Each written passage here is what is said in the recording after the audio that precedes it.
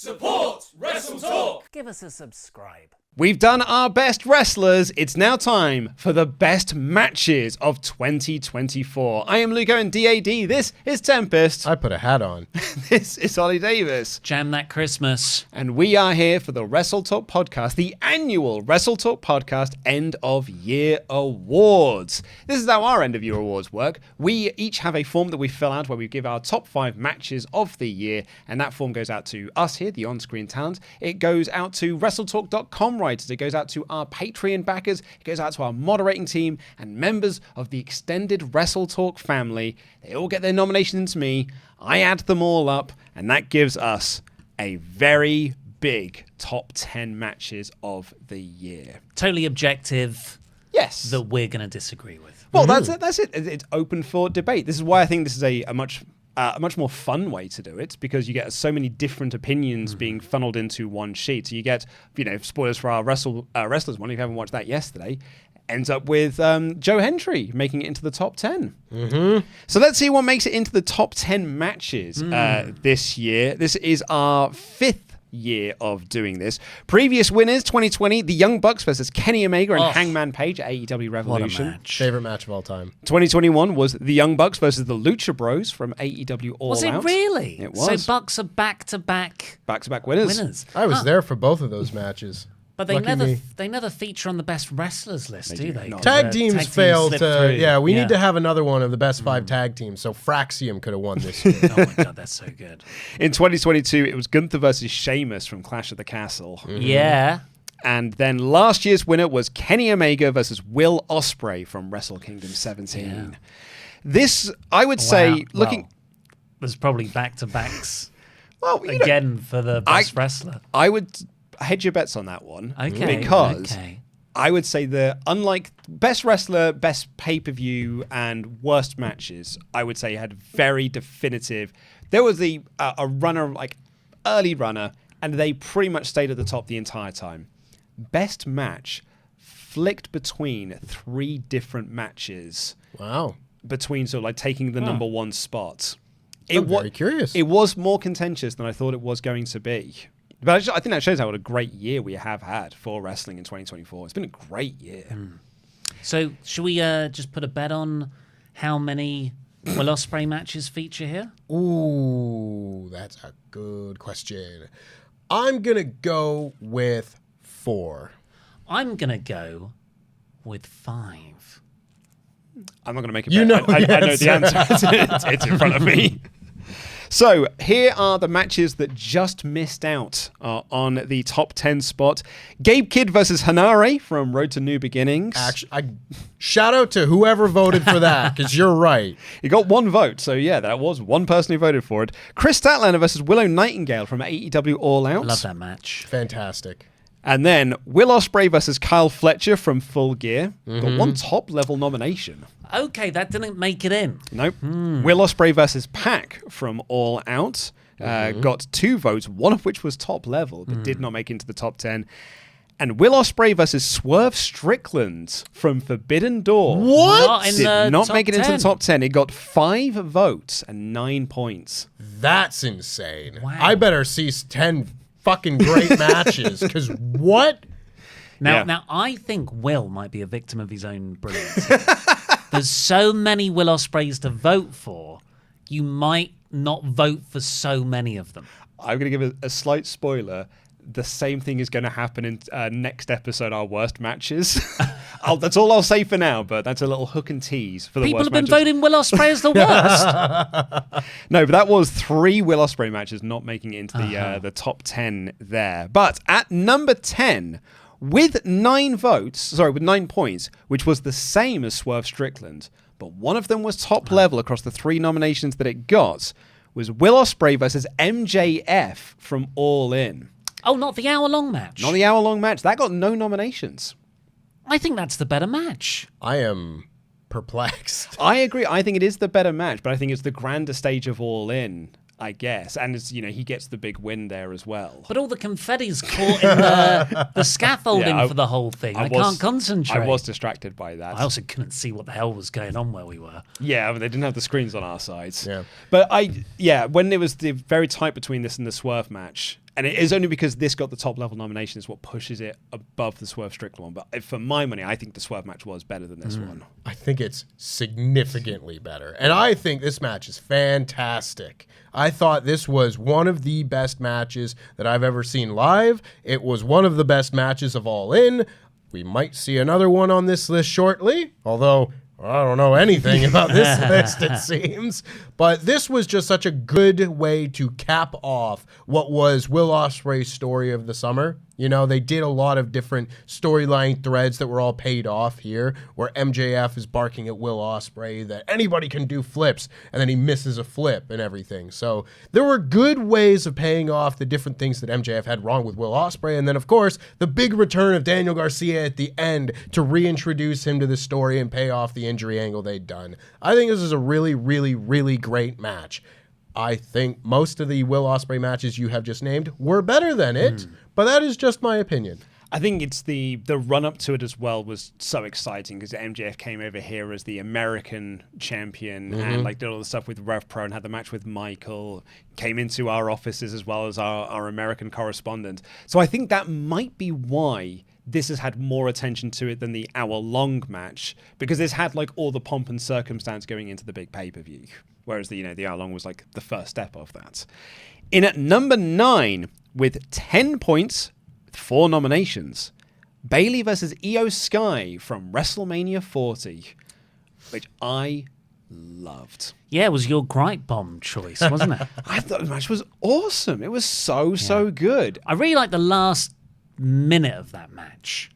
I like all of the minutes. Yeah, I like all of it, but I think it really, really steps up in the last minute. I agree. Like it suddenly ramps up to it, and it knows when to end at just the right time. Like I wouldn't have put this in my top 5, but I think it being at number 9, I think is a really good, like a very well earned spot for it to be on. It is probably my favorite match from WrestleMania this year. And there are some other really good ones, but this one I just love personally because for so long, Bayley was always the one who never got the big WrestleMania match. You know, she got a win in a 4-way at Mania 33, but that's like the one year where everyone just kind of forgets about the women's match because they just threw too many bells and whistles into it.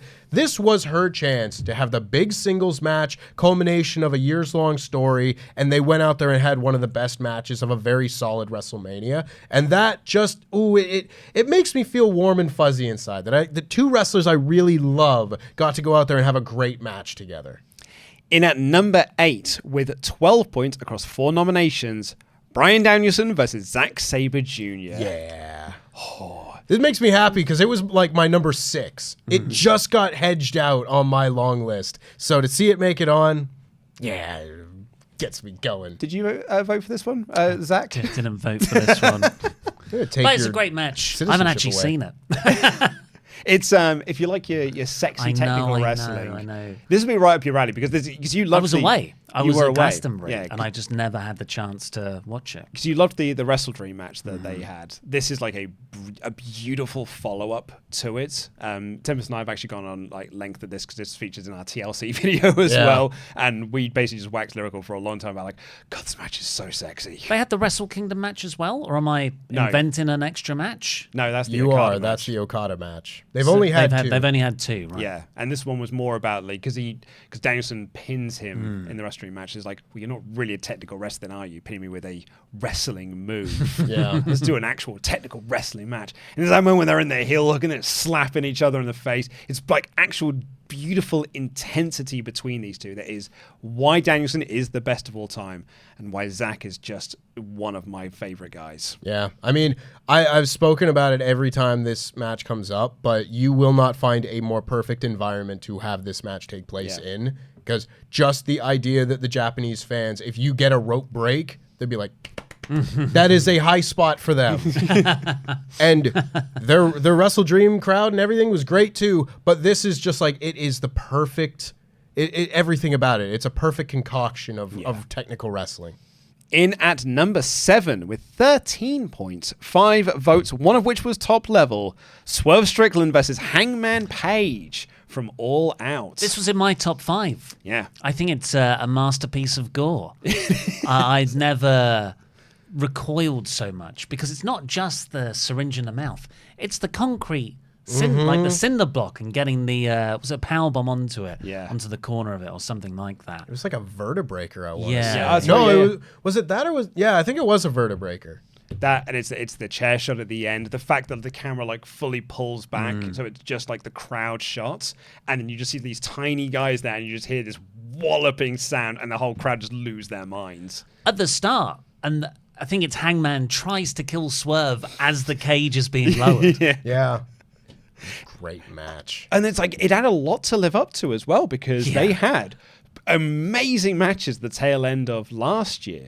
So they had some big shoes to step into here. So they were like, okay, right, let's just do the most violent match we possibly can do. Well, they set the expectations so high.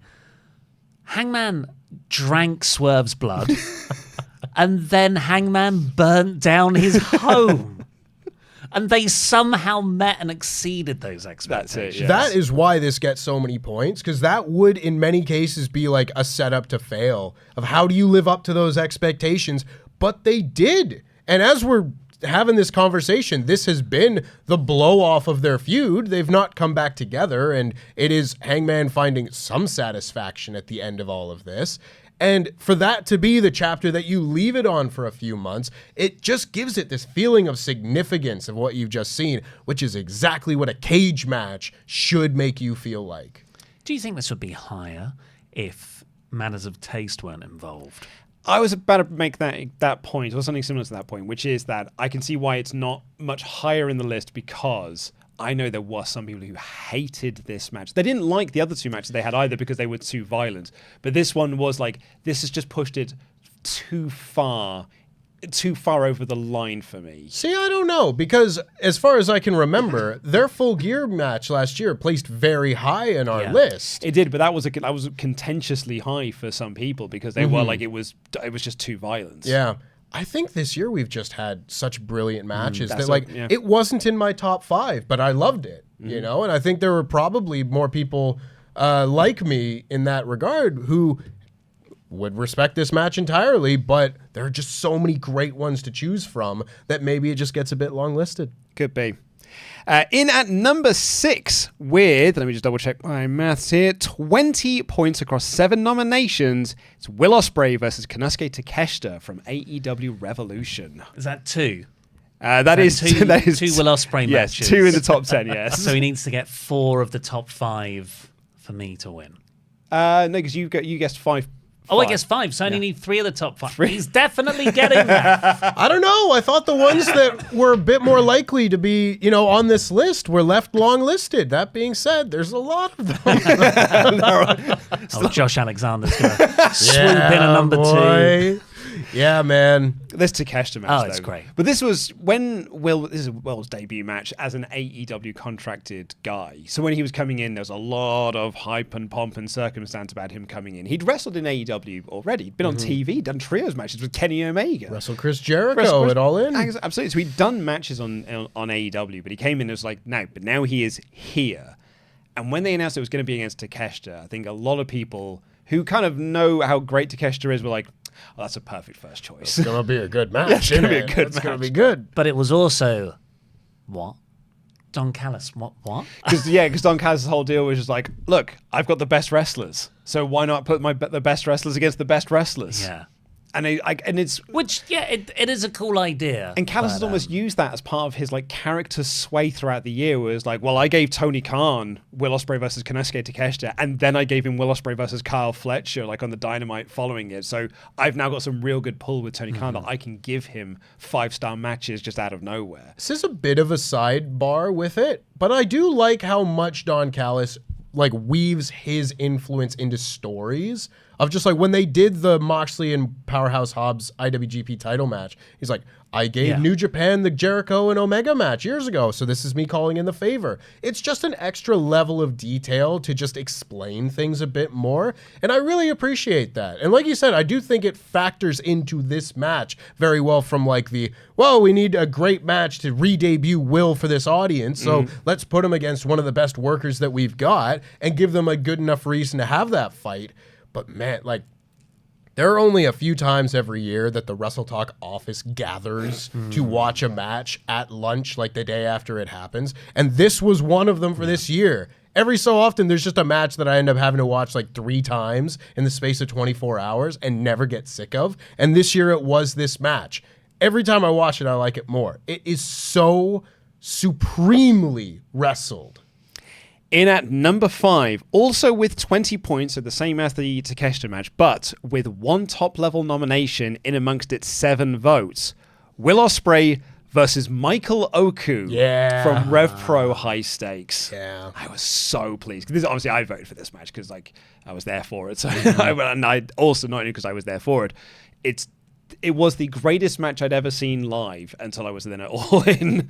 But this match was incredible. So 45 minutes genuinely feels like 20. Will had this monumental task on his hand, which was going into his final British independent show, going into a Rev Pro show as well, where he is beloved Will Ospreay.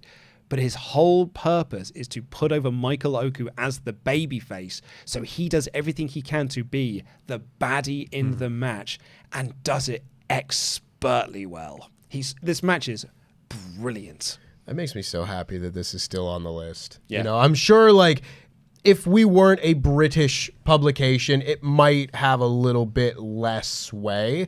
But I think it does just speak to, even on an independent show, you have a match this good and it will be recognized by people. It's just the best match. Yeah. I loved the match that they had at York Hall, I believe in 2022. I said that was the best storytelling match that anyone had that year. And there are things from that match that play into this match here years later.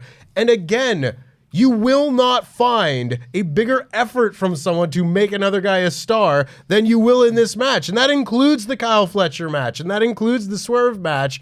This is Will Ospreay handing the torch to Michael Oku in the best match that either man had this year, I think. Yeah, so great. In at number 4 with, let me just get my maths right. Let me select this row.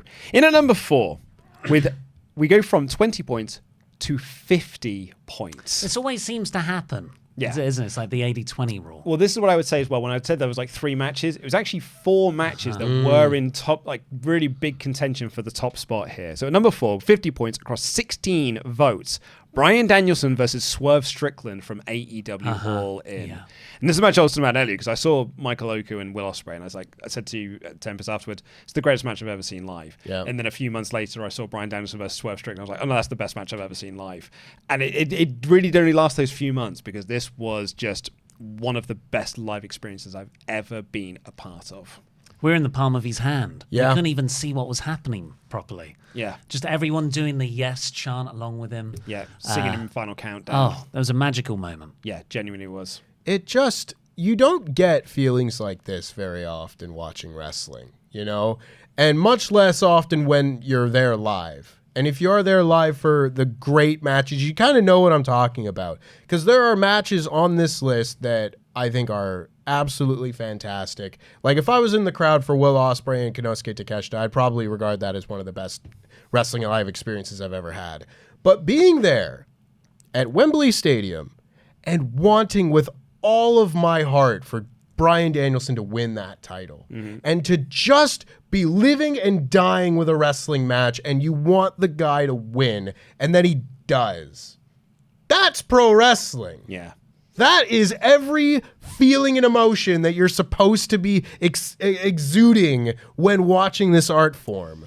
And to get to do it with a group of friends in the big stadium, and you look around, confetti's falling, and you see the sea of people all doing this.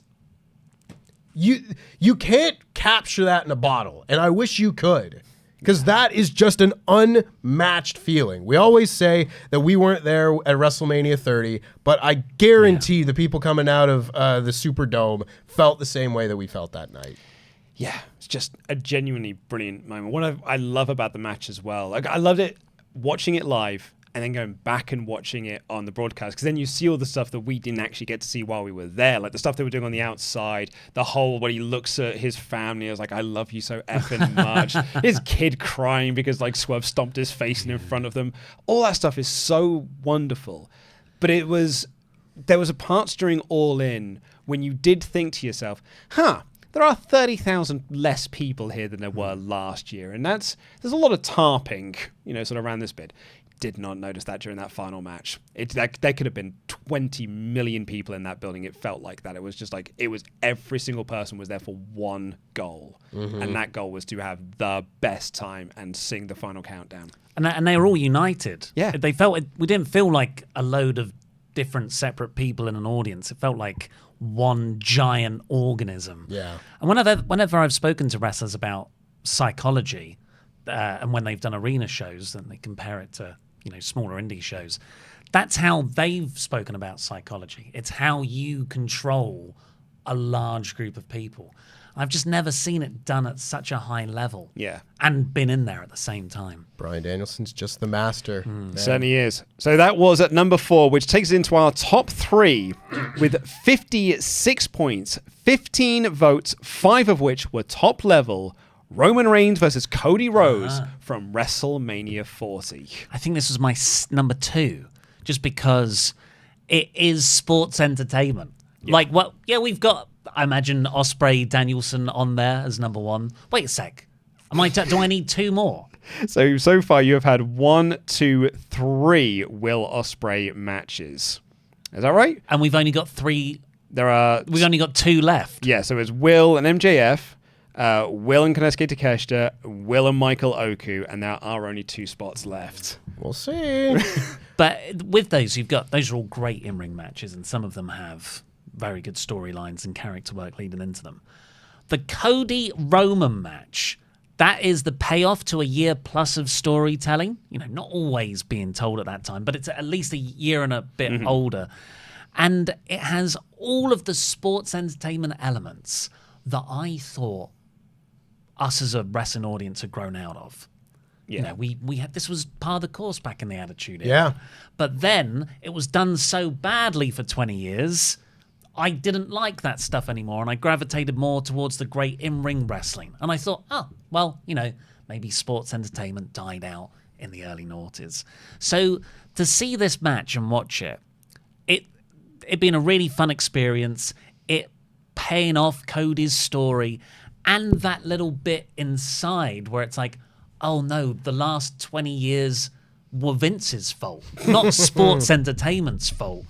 And, it's part of the whole Paul Levesque era and having him come out afterwards, which he didn't want to do.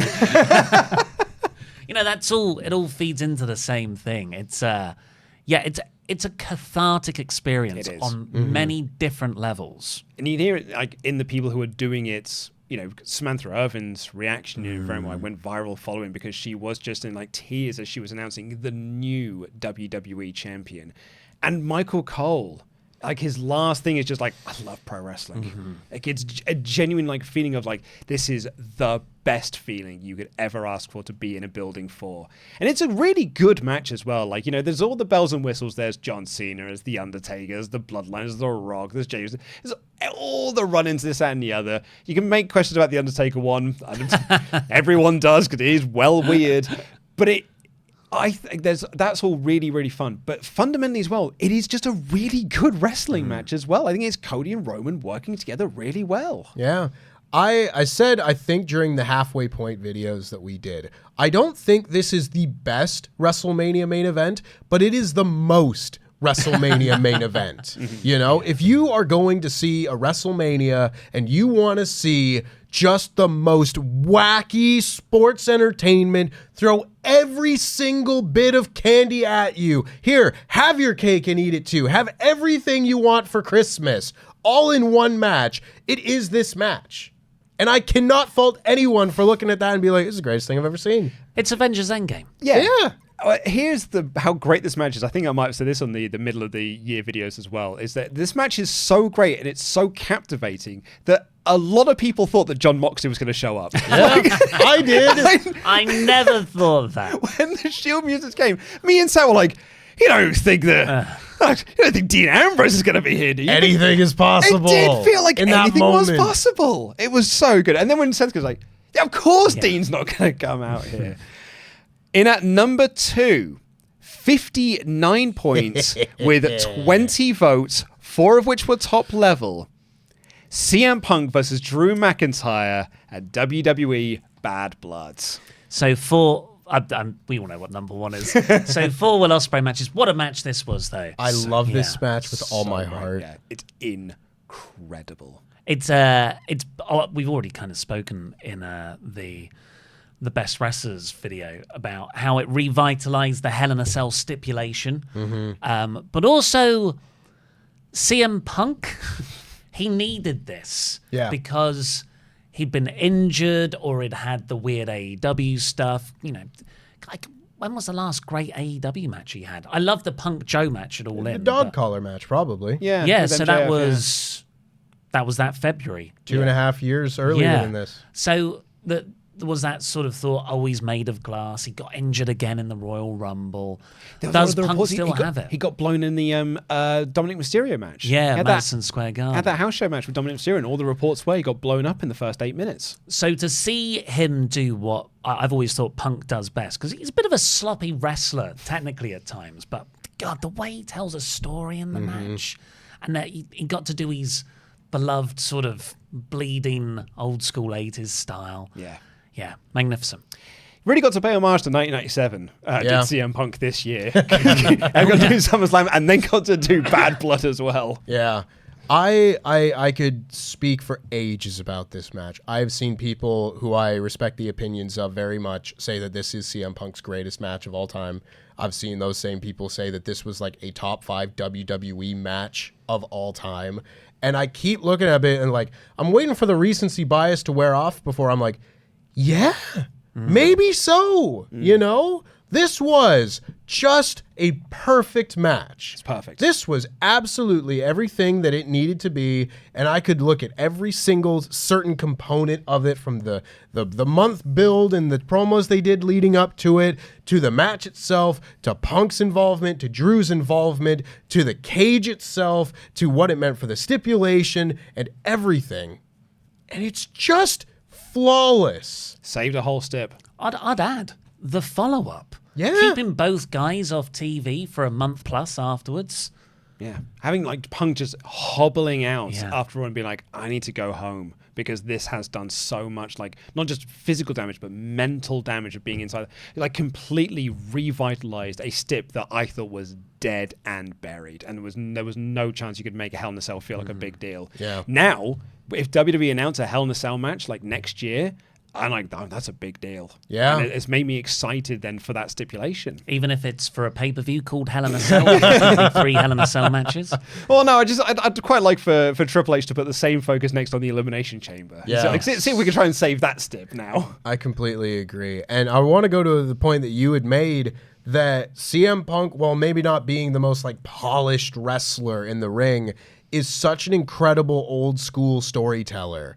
And he probably more than any active wrestler in WWE in particular, maybe save for one or two, he knows how to make these sort of things feel the way they're meant to feel. The big cage match needs to be set up a certain way. And he just knows exactly how to hit all the beats that you need to hit and then perform that style of match. I have seen a lot of guys who I think have that same sort of mentality not do that when push comes to shove. And I do think it just speaks to this idea that CM Punk is one of the last pro wrestlers of a generation to have a certain mindset. Yeah. I think it's his greatest skill in pro wrestling. So I said that match was actually number 1 Really? on this list for quite some time. But our number 1 that does win got a lot of late top level nominations come in. You're welcome. It was always it was always bubbling underneath, right? It was kind of back and forth, but there was a period of time where this Bad Blood match was top of the pile, and the Roman Cody match was kind of like eking this possibly into third place as well, but it did get a lot of top-level nominations come in late. 16 votes, 11 of which were top-level, 71 points, It's Will Ospreay versus Bryan Danielson from AEW Dynasty. I would like to quickly rescind a thing I had just said. I said the Michael Oku match was Ospreay's best match of the year. I momentarily forgot that this match existed. This is one of the best wrestling matches I've ever seen in my life. Yeah, fun fact, that means that Will Ospreay makes up 7 of the top 15 matches. But only 4 of the top 10. I've seen this match 3 times, which is I think I have too. which is crazy for, when was it? Was it May? Yeah. Yeah, so April or May. half a month. Half a year. And the second time I watched it with a wrestler friend who doesn't follow. They're very anti AEW. They don't follow wrestling that much anymore. I was like, please watch. I showed them 2 things. One was the way they filmed Sami Zayn coming out, and then the other one was watch this match. When you say coming out to WrestleMania 40. Yes, yeah. And being able to watch it with them, and they sort of picked apart like, oh my God, they're doing that. They're selling the arm at a bit I didn't even pick up on, or like there'll be a move that one of them's trying to put on the other, and the other one's still fighting to get out. Like, I loved it from just the way I experience wrestling, which is sort of the same way I watch comic book movies, right? But they really appreciated it on a technical level. And it's not, you don't look at this and think of it as an overly technical match. So then the third time I watched it, it's like I was watching it with all of that in my head, plus my enjoyment of just the bit at the end when they're both standing up, and it's the old veteran and the young upstart, and it just comes down to who's faster in that moment. Who's gunslingers. Yeah, it's who's going to hit it. Is it going to be the knee, or is it going to be the hidden blade? And it's one of my favorite matches of all time. I think it's a flawless match. Flawless is a great way to describe it, because it is. Lofty expectations we were talking about earlier, of like having to live up to lofty expectations. The term dream match can often be at a detriment to a match, because that sets very high expectations. But this not only met them, I think it far exceeded all expectations I had for this. It is a perfect match. I don't think you could improve this match in any way. Nope. And every time I watch it, I remember the things I love most about it. And then I forget the other 10 favorite things that I had. Where this match, probably better than anything I've seen this year, has the most perfect escalation of excitement and hype and big moves and fan involvement, all this. And it just keeps getting better as the match goes on. And Will hits a hidden blade off of the apron, wiping out Danielson in like the first 5 minutes. And I was like, wow, that's a great spot. And then it just keeps getting better for 20 more minutes. It is a masterpiece of a pro wrestling match. And to be what I think Bryan Danielson's best match of all time is, in addition to Will Ospreay's, those are 2 that are going to go down as the best in-ring performers of all time. Absolutely. And I think this was, in many ways, their in-ring magnum opus. So yeah, that is Will Ospreay making up 7 of the top 15 matches. The closest I can find to that in our records is Danielson in 2021, when he was 4 of the top 15 matches. That's the best I could, the closest I could find. And he is the first to win back-to-back best matches since the Bucks in 2020 and 2021. Last one note I wanted to give as well, actually, this is a fun one that when I was going through my old notes and stuff, is Cody versus Roman was number 10 on the worst matches of 2023. So to hear now, 1 year on, to be the 3rd best match of the year. Well, the last 5 seconds of that match are on the 10 worst matches of the year. It would have been number 1 on the best list with a different finish. I guarantee it. So there you are. That is our top 10 matches of 2024. Thank you so much for joining us. In 2 days' time, so tomorrow over on the WrestleTalk channel will be the Christmas special, our annual Christmas special, and then come back here on Boxing Day, because we're going to go through the 10 worst matches of 2024. If I may, actually, just before we just get out of here, I'll just quickly run through best pay-per-views, the top 5. WWE Backlash got 28 points, followed by crowd. AEW. They're still chanting over there. Followed by AEW Dynasty with 32 points. Wow.